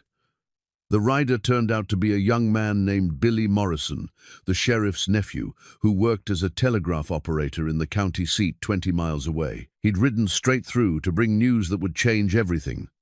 "Uncle Frank," he called as he dismounted near the courthouse. "I got word from the federal marshal's office in Denver. They're saying Silas Crane is wanted in connection with a dozen murders across 3 states, and there's a federal warrant out for his arrest." The news hit the gathered crowd like a thunderbolt. Crane wasn't just a local criminal. He was a wanted fugitive whose crimes extended far beyond cattle rustling and the murder of Tom Bradley. Judge Whitman turned to look at Crane, who had gone pale and seemed to shrink into himself as the walls of his carefully constructed empire finally collapsed around him. "Mr. Crane," Whitman said formally, "you're under arrest for conspiracy, murder, and federal crimes that will be determined by higher courts than mine." As the handcuffs clicked shut around Crane's wrists, he looked out at Dustfire with something approaching respect in his eyes. "I should have killed that horse when I had the chance," he said quietly. "You should have lived an honest life," Marshal Crawford replied. "Then that horse would never have needed to expose your crimes." The greatest irony of all was that Silas Crane, who had built his fortune on the buying and selling of animals as commodities, had been brought down by a horse whose intelligence and loyalty had proven more valuable than all the gold and cattle in the territory. As Crane was led away to await transport to federal prison, Jack Sullivan was finally released from his cell. The moment he stepped into the street, Dustfire came running with a burst of energy that seemed impossible for a horse who had barely eaten in over a week. The reunion between man and horse was watched by the entire town, and there wasn't a dry eye among the spectators as Dustfire nuzzled his master's face and Jack wrapped his arms around the Mustang's neck. "I'm sorry, boy," Jack whispered, his voice thick with emotion. "I'm so sorry you had to go through this." But Dustfire seemed to understand that the ordeal was over, that justice had been served, and that the bond between them had emerged stronger than ever. The horse had saved his master's life, not through strength or speed, but through intelligence, determination, and an unshakable faith in the truth. Marshal Crawford approached the pair, his hard features softened by the obvious devotion between horse and man. "Mr. Sullivan, I've read your background. You were a deputy marshal before you came here." "Yes, sir, until I got tired of watching corrupt officials pervert justice for their own gain. Well, I could use a man with your integrity and your obvious talent for investigation. And from what I've seen today, that horse of yours would be a valuable asset to any law enforcement operation." Jack looked at Dustfire, whose ears were pricked forward with interest, as if the horse understood the conversation and was curious about what the future might hold. "What did you have in mind, Marshal?" "Federal deputy, there are a lot of cases like this one, scattered across the territory, organized crime, masquerading as legitimate business, corrupt officials protecting criminal enterprises. You and Dustfire make quite a team." The offer was tempting, and Jack could see possibilities in it that appealed to his sense of justice. But he also looked around at the townspeople who had gathered to witness his release. Mary Beth with her warm smile, Preacher Williams with his gentle wisdom, Sheriff Morrison with his newfound respect for animal intelligence. "Can I think about it?" Jack asked. "Of course, but don't take too long. There are innocent men sitting in territorial prisons right now, convicted on Crane's false testimony. They need someone who understands how these conspiracies work, and someone with a partner who can sniff out lies from a mile away." As if responding to the compliment, Dustfire whinnied softly and butted Jack's shoulder with his nose. The horse seemed to approve of the idea, perhaps sensing that it would allow them to continue the work they'd started in Deadman's Bluff, protecting the innocent and exposing those who used power and corruption to pervert justice. The sun was setting now, painting the sky in shades of gold and crimson that reflected off the windows of the buildings lining Main Street. It had been exactly 1 week since Jack's arrest, 7 days that had transformed a simple case of murder into the exposure of a criminal conspiracy that reached into the highest levels of territorial government. But more than that, it had been a week that proved the power of loyalty, intelligence, and an unshakable faith in truth. A horse that the world dismissed as a dumb animal had demonstrated reasoning abilities that shamed many humans.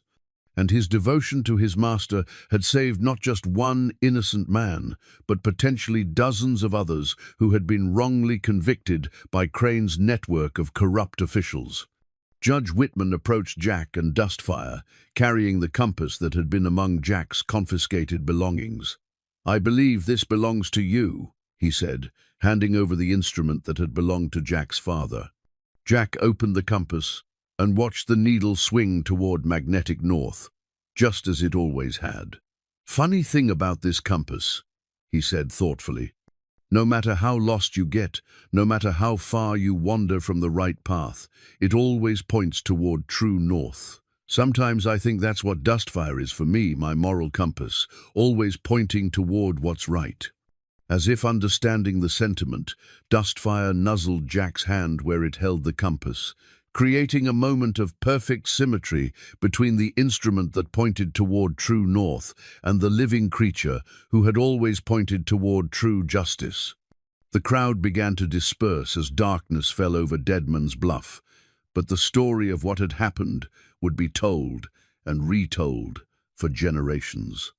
It would become a legend of the Old West, passed down through families and shared around campfires, the story of a cowboy who was saved from the gallows by his horse, and how that horse's intelligence and loyalty had exposed a conspiracy that threatened the very foundations of justice in the territory.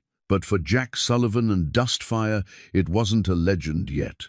It was simply the end of one chapter and the beginning of another, a chance to continue the work that had brought them together in the first place, standing up for those who couldn't stand up for themselves, and proving that sometimes the most powerful force in the world is the unbreakable bond between two souls who understand each other completely. 3 weeks had passed since Silas Crane's arrest, and the wheels of federal justice were turning with methodical precision. Marshal Crawford had established temporary headquarters in Deadman's Bluff, using the town as a base of operations while his team rounded up the remaining members of Crane's criminal network. The scope of the conspiracy had proven even larger than initially suspected, with connections reaching into 7 territories and involving over 50 corrupt officials. Jack Sullivan had accepted Crawford's offer to become a federal deputy, and he'd been spending his days helping to unravel the complex web of criminal activity that Crane had built over nearly a decade. Dustfire had proven invaluable in these investigations, his exceptional ability to detect deception, making him an unofficial lie detector whose accuracy exceeded any human interrogation technique. The horse's reputation had spread throughout the territory, and lawmen from other jurisdictions had begun requesting his assistance in difficult cases. Dustfire seemed to understand his new role perfectly, approaching each investigation with the same intelligence and dedication he'd shown in clearing Jack's name. But today was different. Tom Bradley's gold pocket watch, which had been recovered from Crane's ranch along with other stolen items, sat on Marshal Crawford's desk as a reminder of the man whose murder had started this entire investigation. Inside the watch was a photograph of Bradley's late wife, a woman whose gentle smile spoke of the happiness that Crane's greed had destroyed. "We're close to having everyone," Crawford told Jack as they reviewed the list of suspects still at large. "But there's one more piece of this puzzle that's been bothering me." "What's that?" "The timing of Bradley's murder. Crane had been pressuring him for months, but something made him decide that particular night was the right time to act. Something urgent enough to risk everything on a plan that depended on framing you." Jack had been wondering about the same thing. The murder had seemed almost spontaneous, despite the careful preparation that had gone into framing him. Maybe Bradley discovered something that forced Crane's hand. "That's what I'm thinking, and I believe the answer is in that pocket watch." Crawford opened the watch and carefully examined the photograph inside. It showed a young woman with dark hair and kind eyes, obviously taken many years earlier. But when he looked more closely, he noticed something that had been missed during the initial investigation. "Jack, look at this. There's writing on the back of this photograph." The faded ink was barely visible, but under a magnifying glass the words became clear. "Sarah Bradley. If anything happens to me, the truth is buried where we first kissed. Tom." The two men looked at each other with growing excitement. Tom Bradley had left a message for his deceased wife, knowing that if he was killed, someone would eventually find the watch and discover his final communication. "Where did Tom and Sarah first meet?" Crawford asked. "According to Mary Beth, they met at a church social when they were both young, but she's been dead for 5 years now, so that doesn't help us much. Unless—" Crawford stood up and began pacing. What if he wasn't talking about where they first met, but where they first kissed? That could be anywhere. Jack thought about Tom Bradley, the quiet, methodical man who had become his friend and employer. Bradley wasn't the type for grand romantic gestures or secret hiding places. He was practical, straightforward, someone who believed in keeping things simple. "The cemetery," Jack said suddenly. "Tom visited Sarah's grave every Sunday after church." If there was some place that held special meaning for both of them, some place he'd consider appropriate for hiding important information, her grave site. They found Preacher Williams at the church, where he was preparing for the evening service. When they explained what they'd discovered in Tom's pocket watch, his eyes lit up with understanding. "Oh my," he said softly. "Tom proposed to Sarah beside her family's plot in the cemetery. He told me once that he'd chosen that spot because he wanted her ancestors' blessing on their marriage. If he was going to hide something important, that's exactly where he'd put it." The three men made their way to the cemetery as the sun began to set, painting the weathered headstones in golden light. Sarah Bradley's grave was marked by a simple stone cross with her name and the dates of her birth and death. But as they examined the area around the grave, they found evidence of recent digging near the base of an old oak tree that stood guard over the family plot. Jack began excavating while Crawford and Williams kept watch. About 2 feet down, his shovel struck something hard, a metal box wrapped in oilcloth to protect it from moisture. Inside was a collection of documents that represented the final piece of Tom Bradley's investigation into Crane's criminal enterprise. The most significant item was a detailed map showing the locations of Crane's illegal cattle operations throughout the territory. Bradley had spent months documenting the routes used to move stolen cattle, the corrupt officials who provided protection, and the legitimate businesses that served as fronts for the criminal activities. But the truly damning evidence was a series of photographs that Bradley had taken using a camera borrowed from the traveling portrait photographer who visited Deadman's Bluff twice a year. The photographs showed Crane and his men in the act of altering cattle brands, loading stolen animals onto trains, and meeting with officials who were supposed to be investigating cattle rustling rather than facilitating it. "My God," Crawford breathed as he examined the photographs. Tom documented everything. This evidence could have put Crane away for life, without any need for the murder charges. "Which explains why Crane was so desperate to stop him," Jack replied. "These photographs prove the scope of the conspiracy in a way that testimony never could." The final item in the buried cache was a letter addressed to Jack Sullivan personally. With trembling hands, Jack opened the envelope and read Tom Bradley's final message. "Jack, if you're reading this, then I'm dead and you're probably in trouble for it. Crane has been planning something against both of us, and I suspect he intends to frame you for whatever happens to me. The evidence in this box should clear your name and expose the truth about his criminal operation. Your horse Dustfire is smarter than any animal I've ever seen. If anyone can find this evidence, it's him. Trust in his instincts and never doubt the bond between you. You're a good man in a world that needs more good men. Don't let them break your spirit. Your friend, Tom Bradley." Jack's hands shook as he finished reading the letter. Tom Bradley had known he was going to die, had suspected that Jack would be framed for his murder, and had taken steps to ensure that justice would eventually be served. The man's courage and foresight were humbling. But more than that, Bradley had understood Dustfire's exceptional abilities before anyone else. He'd counted on the horse's intelligence to lead investigators to the hidden evidence, placing his faith in an animal that most people dismissed as incapable of complex reasoning. As if summoned by the mention of his name, Dustfire appeared at the cemetery gate, having apparently followed their scent trail from the church. The horse approached the group with his usual calm intelligence, but his attention was focused on something beyond the three men. Crawford noticed the horse's alertness and drew his gun. "What is it, Dustfire? What do you sense?" The answer came in the form of hoofbeats approaching from the direction of town.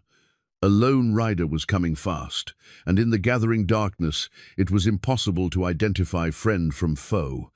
"Could be one of my deputies," Crawford said, but his tone suggested he wasn't taking any chances. The rider turned out to be Deputy Wilson, and his news was urgent. "Marshal, we just got word that 3 of Crane's men escaped from the territorial prison in Denver. They're believed to be heading this way, probably looking for revenge against the people who exposed their operation." Crawford's expression hardened. "How long ago did they escape?" 2 days. They could be here any time. The situation had suddenly become much more dangerous. Crane's remaining associates had nothing to lose, and every reason to want Jack Sullivan dead. The man who had exposed their conspiracy and the horse who had made it possible were now prime targets for desperate criminals who knew they were facing life imprisonment or death sentences. "We need to get back to town and organize defenses," Crawford said. "If they're coming for Jack and Dustfire, we'll be ready for them." But as they prepared to leave the cemetery, Dustfire's behavior became increasingly agitated.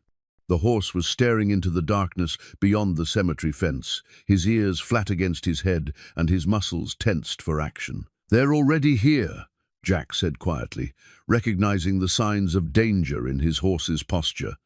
The final confrontation was about to begin, and this time the stakes were higher than just one man's life.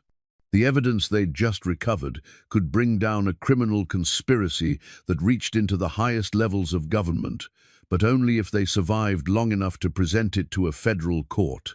In the distance, the sound of multiple horses approaching confirmed their worst fears. Crane's men had found them, and there would be no escape from the cemetery that had just yielded the evidence needed to ensure justice.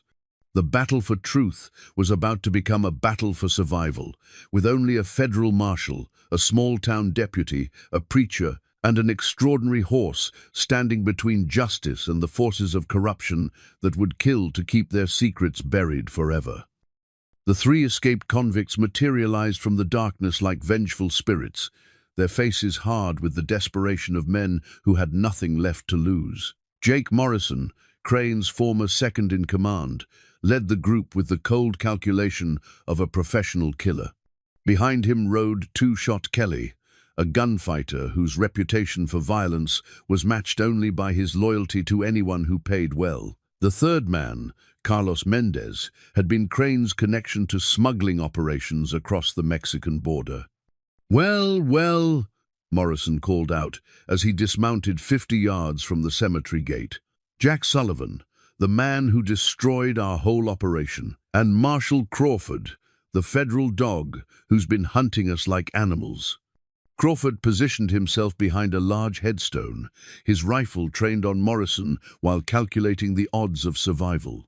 3 against 4 seemed reasonable until he remembered that Preacher Williams wasn't armed and Deputy Wilson was young and inexperienced in gunfights. "You're surrounded, Morrison," Crawford called out, hoping to buy time.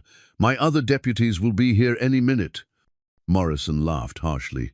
"Nice try, Marshal. We've been watching this town for 2 days. Your men are scattered across the territory chasing ghosts while we came for the real prize." "Which is what exactly?" "Sullivan's life, for starters. That interfering bastard cost us everything, but more importantly, we want that evidence you just dug up. Crane told us all about Bradley's insurance policy before they transferred him to federal prison." Jack felt his blood run cold. If these men knew about the buried evidence, then the conspiracy was even more widespread than they'd realized. Someone with access to federal prisoners had passed information to Crane's remaining associates. Dustfire, meanwhile, had positioned himself between the armed men and his human companions. The horse's intelligence extended to tactical situations, and he seemed to understand that his mobility and unpredictability could be valuable assets in the coming fight. "Here's what's going to happen," Morrison continued. "You're going to hand over that evidence box and walk away. Sullivan stays behind to pay for what he's done. Nobody else has to die tonight." "Counteroffer," Crawford replied. "You surrender now, and I guarantee you'll live to see trial instead of dying in this cemetery." Two-Shot Kelly spat into the dust. "We didn't break out of prison to surrender to a washed-up marshal and a horse-loving drifter." The standoff stretched taut like a guitar string ready to snap. In the fading light, each man calculated angles, distances, and probabilities of survival. But it was Dustfire who acted first, demonstrating once again that his intelligence surpassed normal animal instincts. The horse suddenly reared up and screamed a sound of rage and challenge that startled everyone present. In that moment of distraction, he charged directly at Two-Shot Kelly's horse, causing the animal to panic and throw its rider to the ground. The action broke the stalemate into chaos. Crawford's rifle cracked, sending Jake Morrison diving for cover behind a weathered monument. Deputy Wilson managed to get off one shot before Carlos Mendez's return. Fire forced him behind Sarah Bradley's headstone. Preacher Williams, showing surprising presence of mind, grabbed the evidence box and crawled toward the relative safety of the old oak tree. Jack found himself caught in the open with only his sidearm against 3 experienced killers. But Dustfire had created an opportunity, and Jack took it, rolling behind a large memorial stone as bullets whined overhead. Two-Shot Kelly had recovered from his fall and was taking careful aim at Crawford when Dustfire charged again, this time directly at the gunfighter. Kelly's shot went wide as he threw himself sideways to avoid the horse's hooves, but his evasive action put him in Jack's line of sight. Jack's pistol spoke once, and Kelly collapsed with a cry of pain, clutching his shoulder. The odds had shifted slightly in favor of the law, but Morrison and Mendez were still deadly threats in the gathering darkness. "That horse is a menace," Morrison shouted as Dustfire continued to create chaos among their horses. "Shoot the damned animal." But killing Dustfire proved easier said than done. The Mustang seemed to anticipate where bullets would be fired, dodging and weaving with an intelligence that made him nearly impossible to target. More importantly, his actions kept the escaped convicts off balance, preventing them from coordinating their attack effectively. Crawford used the distraction to advance to better cover, his rifle ready for any target that presented itself. He'd been in similar situations during his 20 years as a federal marshal, but he'd never had an animal ally whose tactical instincts rivaled those of a trained soldier. The battle was far from over, but for the first time since the convicts had appeared, the forces of law had hope of survival. The firefight intensified as Morrison and Mendez realized their tactical advantage was slipping away. Morrison had positioned himself behind a large granite monument that provided excellent cover, while Mendez had found a spot near the cemetery's rear wall that gave him a clear field of fire across the burial ground. "Carlos, pin them down while I flank around the right side," Morrison called out, his voice carrying the authority of someone accustomed to command. But Dustfire had other plans. The horse had been observing the battle with the calculating intelligence of a military strategist, and he'd identified Morrison as the primary threat. With a burst of speed that caught everyone off guard, Dustfire charged directly at Morrison's position, forcing the outlaw to abandon his cover or risk being trampled. Morrison rolled away from the horse's hooves, but his evasive action put him in the open where Crawford's rifle could find him. The marshal's shot took Morrison in the leg, sending him sprawling behind a smaller headstone that provided inadequate protection. "Jake!" Mendez called out, his concern for his wounded leader causing him to expose himself for a crucial second. Deputy Wilson, showing more courage than anyone had expected from the young lawman, took advantage of Mendez's momentary distraction to advance to a better position. His shot missed, but it forced Mendez to duck behind the cemetery wall and lose sight of his targets. The tactical situation had shifted dramatically in favor of the law, but the wounded outlaws were far from finished. Two-Shot Kelly, despite his shoulder wound, managed to draw his backup pistol and was looking for targets among the headstones. Jack found himself in a deadly game of cat and mouse with Kelly, each man trying to anticipate the other's movements among the maze of burial markers. The gathering darkness made accurate shooting nearly impossible, but it also provided concealment for both hunter and hunted. That's when Dustfire demonstrated his most remarkable ability yet. The horse began moving systematically through the cemetery, not randomly but with obvious purpose, driving Kelly away from positions that would give him clear shots at Jack. It was as if Dustfire understood the tactical situation completely and was actively working to protect his master. "That animal's coordinating with them," Mendez shouted in frustration, as another of his potential shots was blocked by Dustfire's strategic positioning. Morrison, bleeding heavily from his leg wound but still dangerous, managed to work his way closer to where Preacher Williams was protecting the evidence box. The old minister had shown remarkable courage throughout the battle, but he was unarmed and vulnerable. "Preacher!" Crawford called out in warning, but Morrison already had his gun trained on Williams. "Drop your weapons, or the holy man dies," Morrison commanded, his voice tight with pain, but still carrying deadly intent. For a moment, the cemetery fell silent, except for the sound of heavy breathing and the distant whinny of frightened horses. Crawford and Jack both had clear shots at Morrison, but the outlaw had positioned himself so that any missed shot might hit Preacher Williams. It was a perfect standoff, exactly the kind of situation that Morrison had been counting on to turn the tide of battle back in his favor. But he'd forgotten about Dustfire. The horse had been quietly maneuvering through the shadows, using his exceptional night vision to position himself behind Morrison's location. With perfect timing, Dustfire reared up and brought his hooves down on Morrison's gun arm, the impact sending the weapon flying into the darkness. Morrison screamed in pain as bones snapped under the horse's weight, but his cry was cut short as Jack's bullet found its mark. The outlaw leader collapsed beside a weathered headstone, his threat finally ended. Carlos Mendez, seeing his leader fall and realizing that the situation was hopeless, threw down his weapon and raised his hands in surrender. "Don't shoot, I give up." The battle was over almost as suddenly as it had begun. Crawford emerged from cover with his rifle trained on the surrendering outlaw, while Deputy Wilson began securing Two-Shot Kelly, who was still conscious despite his wound. Jack holstered his pistol and walked over to where Dustfire stood guard over Morrison's body. The horse seemed to understand that the danger had passed, and his posture relaxed from combat alertness to his normal calm intelligence. "I don't believe what I just witnessed," Crawford said, shaking his head in amazement. "That horse fought like a trained cavalry mount, better than most soldiers I've known."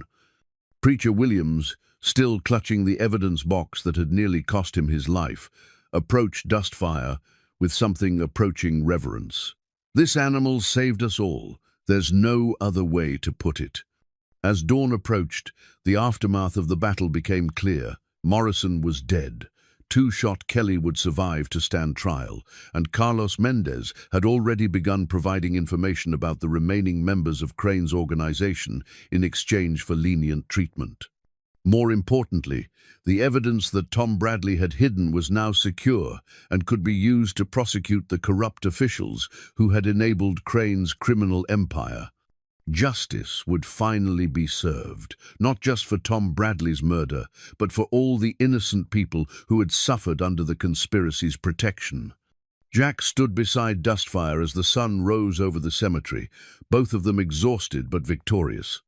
The horse had proven once again that the bond between them transcended normal relationships between humans and animals.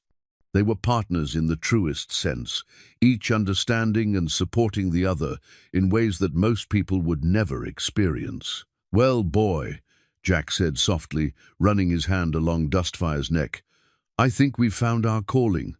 The horse whinnied softly in response, and Jack could swear there was satisfaction in the sound, the contentment of a job well done, and justice finally served. 6 months later, Jack Sullivan rode into Deadman's Bluff, wearing the silver star of a federal deputy marshal, with Dustfire moving beneath him with the confident gait of a horse who had earned legendary status throughout the territory. The town had changed in their absence, new businesses had opened, the courthouse had been expanded, and there was a general sense of prosperity that came from honest commerce rather than the shadow of criminal conspiracy. Mary Beth Carson emerged from her saloon with a smile that lit up the entire street. "Well, look what the wind blew back into town," she called out, though her joy at seeing them was unmistakable. "Mary Beth," Jack replied, tipping his hat as he dismounted. "Good to see you again. And Dustfire," she added, offering the horse a sugar cube she'd been saving for just such an occasion, the famous four-legged detective himself. The reunion was warm but brief. Jack and Dustfire had returned to Deadman's Bluff for a specific purpose, to attend the dedication of a monument that the town had commissioned in Tom Bradley's honor. The simple granite marker would stand in the town square, bearing the inscription, "Thomas Bradley, a man who stood for truth." But there was another dedication as well, one that surprised Jack when Sheriff Morrison explained it to him. The townspeople had also commissioned a bronze plaque to be mounted near the courthouse, honoring Dustfire's role in exposing the conspiracy and saving innocent lives. "In memory of the extraordinary intelligence and loyalty of Dustfire," Morrison read from the plaque, "who proved that justice can come from the most unexpected places." Jack felt a lump in his throat as he read the inscription. Dustfire, meanwhile, seemed to understand that the ceremony was somehow connected to him, though he maintained his usual dignified composure. Judge Whitman, who had stayed in town to oversee the final prosecution of Crane's co-conspirators, approached them with a thick folder of legal documents. "Jack, I thought you'd be interested to know that the federal investigation has wrapped up successfully. 17 corrupt officials have been convicted, 43 wrongly imprisoned men have been freed, and over $200,000 in stolen property has been returned to its rightful owners." The scope of what they'd accomplished still took Jack's breath away. What had started as a simple case of murder in a small frontier town had exposed a criminal conspiracy that reached into 7 territories and affected hundreds of lives. "None of it would have been possible without Dustfire," Jack said, patting his horse's neck. "He saw the truth when all of us were blind to it." "Speaking of which," Whitman continued, "I've been asked to present you with something from the territorial governor."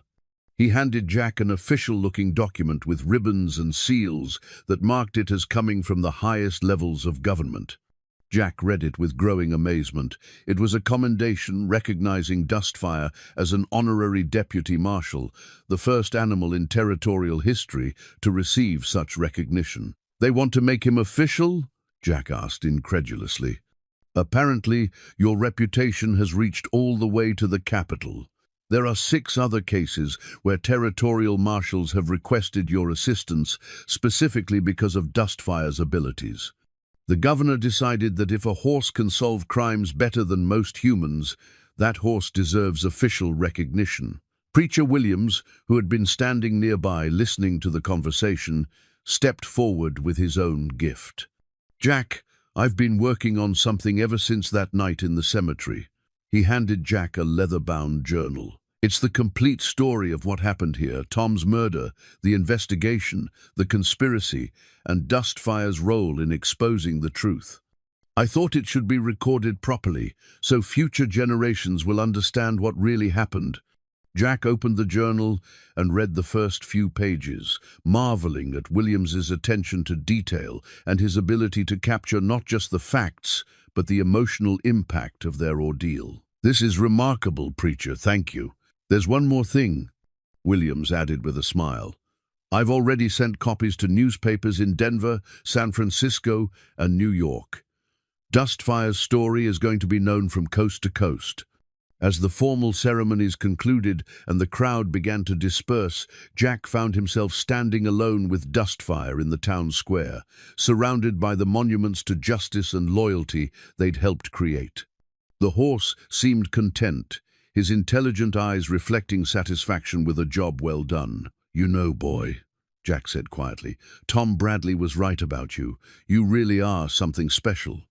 Dustfire nuzzled his master's hand, a gesture of affection that had become their personal signal of understanding and partnership. They'd been through trials that would have broken lesser bonds, but their relationship had only grown stronger. Mary Beth approached them as the sun began to set, casting long shadows across the square. "You'll be staying for supper, I hope. I've got a new cook who makes the best beef stew this side of Denver." "We'd be honored," Jack replied, "but we leave at dawn. Marshal Crawford has a new case for us in Colorado: cattle rustlers who've been hitting ranches along the Arkansas River. More criminals to catch?" "Always more criminals to catch, but now we know how to find them." As they walked toward Mary Beth's saloon, Jack reflected on how much his life had changed since that terrible morning when he'd found Tom Bradley's body. He'd been a drifter then, a man without purpose or direction. Now he was part of something larger, a mission to bring justice to places where corruption had taken root. And he had the perfect partner for that mission. Dustfire had proven that intelligence and loyalty could overcome even the most sophisticated criminal conspiracies. Together, they would continue the work they'd begun in Deadman's Bluff, protecting the innocent and exposing those who used power and corruption to harm others. The sun set over the town that had become their spiritual home, painting the sky in shades of gold and crimson that promised fair weather ahead. Tomorrow would bring new challenges, new mysteries to solve, and new opportunities to prove that justice could prevail when good people and good horses refused to give up. But tonight, they would rest in the company of friends who understood the value of what they'd accomplished. The bond between a man and his horse had saved innocent lives, exposed a criminal conspiracy, and restored faith in justice to a community that had almost lost hope. In the growing darkness, the bronze plaque honoring Dustfire caught the last rays of sunlight, its inscription serving as a permanent reminder that heroes come in all forms, sometimes on 4 legs rather than 2, sometimes with hearts full of loyalty rather than heads full of schemes. Justice had been served in Deadman's Bluff, and the legend of the cowboy and his extraordinary horse would live on long after they'd ridden into their next adventure, following the trail wherever it might lead in their endless pursuit of truth.